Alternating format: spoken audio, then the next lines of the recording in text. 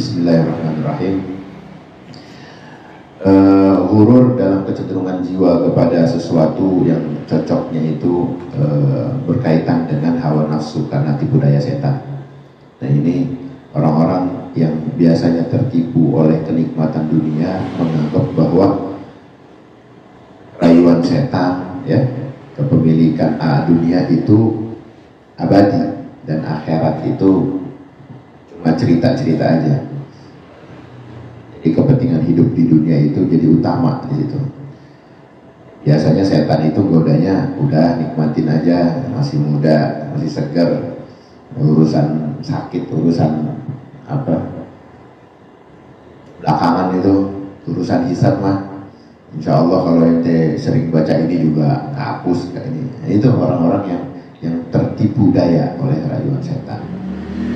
Biasanya orang-orang kayak gitu orang yang biasa hampa dalam dirinya. Kita tadi bahas yang keilmuannya tentang kejiwaannya dia itu masih labil, karena kayak bocah gampang ketipu daya. Bocah kalau lagi dikasih permen apa ya juga dia mau, yang menurut dia enak, yang dia rasa cakep, yang dia rasa indah, itu di mata dia ada mobil-mobilan, ada warna-warnaan, ada joget-jogetan. Kalau anak bocah mah rayu emaknya penangis-nangis.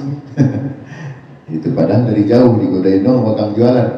Nah, kita kalau aja jiwa kita masih memiliki sifat kekanak-kanakan, ya, yang tadi dikatakan adalah jahil, bodoh, ya gampang kena, gampang terpedaya.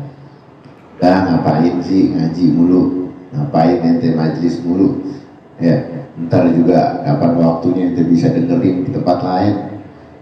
Kapan waktunya juga ente dapat syafaat lah kalau sering baca begini. Nah, dia udah mulai ada situasi yang membuat dirinya itu ngeremehin dosa. Nah, hati-hati kalau udah sampai orang ngeremehin dosa itu tanda orang itu bakal dijerumuskan oleh Allah Subhanahu wa taala. Amin. Hati-hati kalau udah sampai ngeremehin, Allah yang gak pengen dia deket. Jangan pikir ente yang gak deket, Allah yang gak pengen. Jadi karena memang hidup yang dilontarkan oleh setan ini udah gak apa-apa, mumpung lagi di dunia, merasa bahwa hidup di dunia ini cuma satu-satunya. Bahkan kalau udah sampai nalar otaknya itu orang ateis, gak ada tuh hisab akhirat. Padahal hidup di dunia itu jatuhnya memang sementara, dan lahwun wa la'ib, ya, cuma permainan aja sama singgahan, senda gurau hidup ini. Jadi perbandingannya sama hidup di akhirat itu, satu harinya di akhirat sama dengan 1000 atau 50.000 tahun di dunia. Entah kalau besok di sono dalam satu hari itu kita udah kelilingan kemana-mana, baru satu hari. Kalau dibalikin ke hitungan dunia udah 50.000 tahun, 1000 tahun. Makanya Masya Allah, saking nikmatnya, saking sakitnya hidup di akhirat, orang yang diazab kesakitannya luar biasa, segitu lamanya, ya, dia bilang Allah diseksa sehari doang, seharinya sono 1000 tahun atau 50.000 tahun. Jangan pernah ngeremehin. Kayak ninggalin sholat, jahat sama orang, zolimin fulana. Ya, hati-hati. Dia pikir mah istighfar juga. Iya kalau ente dikasih kesempatan istighfar. Kalau kagak, memang Allah yang nggak pengen ente deket sama Allah, akhirnya dikeluhkan dia punya lidah untuk istighfar, dijauhkan hatinya sama ibadah. Nah, Allah yang nggak pengen. Jangan sampai. Ya. Hati-hati ini sama rayuan-rayuan setan yang begitu. Iblis laknatullah selalu menggoyahkan kita punya iman dengan tipu daya dia. Dimasukin daya pikir kita itu dengan aroma-aroma yang melupakan bahwa akan ada hari pembalasan. Kalau hidup itu memang adalah dianggap apa hidup ini abadi lah.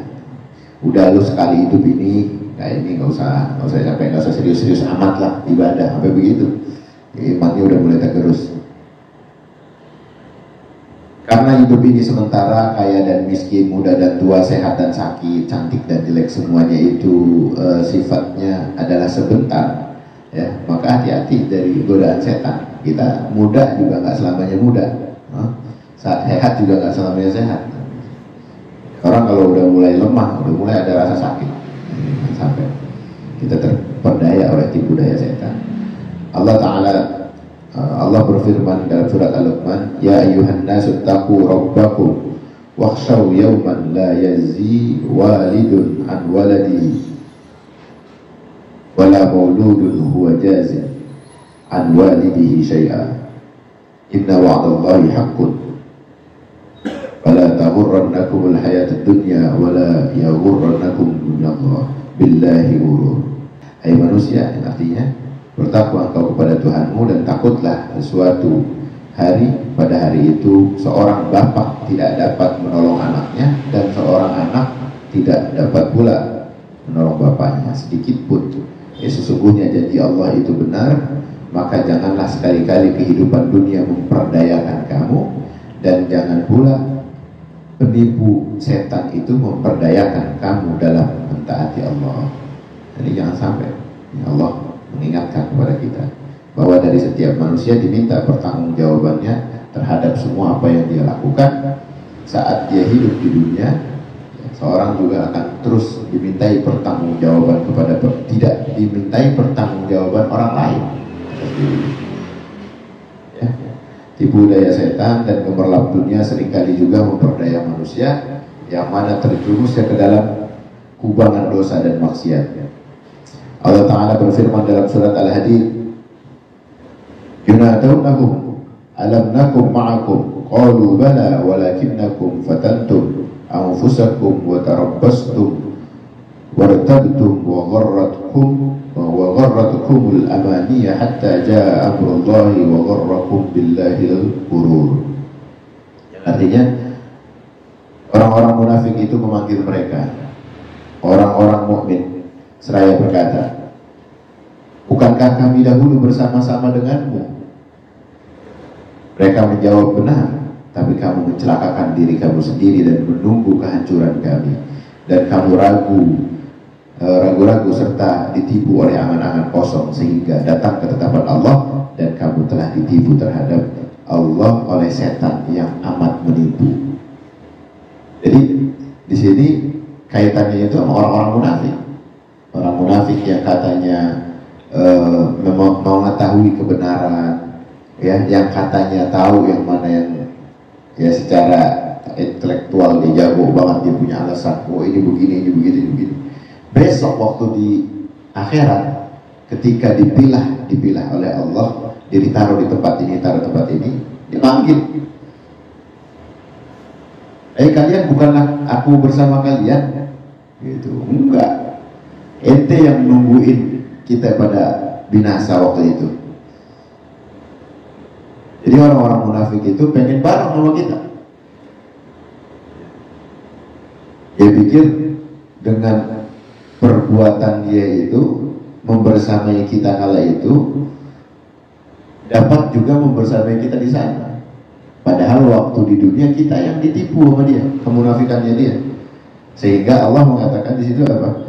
Wa gharrakum billahi ghurur. Jadi Allah yang menipu terhadap mereka oleh tipuan setan. Jadi Allah yang kasih izin setan sampai masuk ke tipuan dia.